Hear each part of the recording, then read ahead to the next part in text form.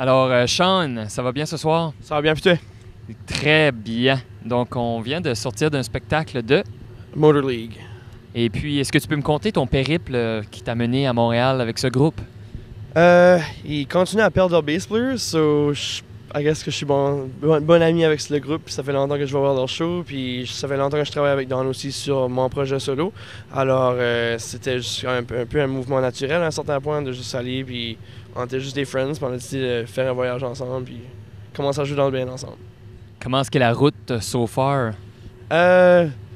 C'est épuisant, mais c'est la meilleure chose au monde. Puis j'ai la chance de voyager avec un de mes meilleurs amis. Puis notre drummer est tout un caractère en tant que tel.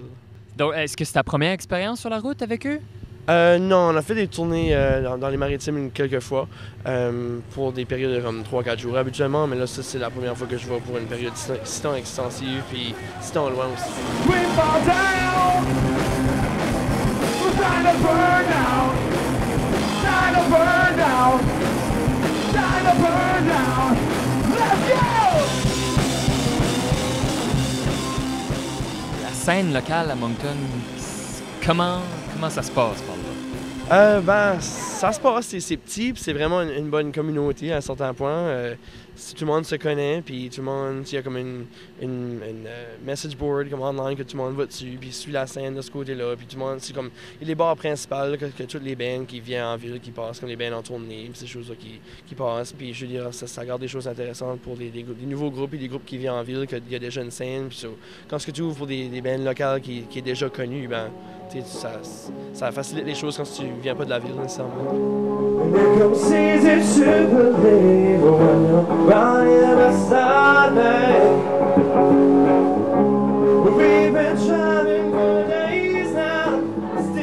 T'as fait quelques shows à Moncton de Underleaf.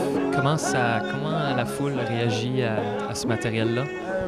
Beaucoup de gens dans la scène, surprenamment, étaient un peu surpris parce que ça faisait longtemps que j'allais voir des shows et ces choses-là jusqu'à André.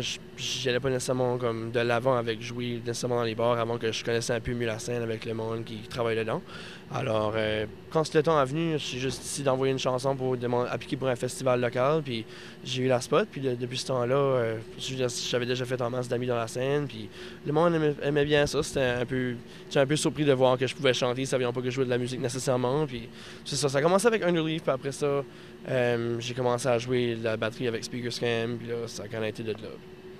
Donc, tu es un jack of all trades, de la bass, la batterie, le chant, la guitare acoustique. Est-ce qu'il y a quelque chose que tu préfères? J'allais dire la basse et la batterie de toutes choses. Honnêtement, c'est le plus fun. Puis je pense que tu te casses pas la tête, puis ça clenche. Parce que, par exemple, ce soir avec Motor League, tu nous as fait un peu quelques extraits de Underleaf. Est-ce que ça te donne un bon showcase? Ouais, j'ai jamais joué pour Underleaf à Montréal, alors ça c'était un peu intéressant, c'était un peu dernière minute, mais c'était vraiment le fun, puis les gens semblent avoir apprécié ça à un certain point, puis c'était bon.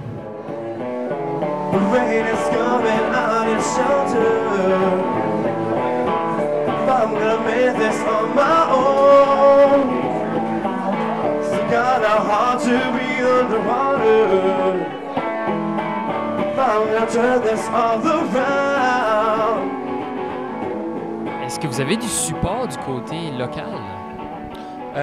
Ça dépend. Il y a comme les journaux locaux, des fois qui vont faire des articles sur les artistes locaux. Il y a des stations de radio, dépendamment quelle sorte d'artiste que tu es, qui vont peut-être jouer à la radio, ça arrive pas souvent.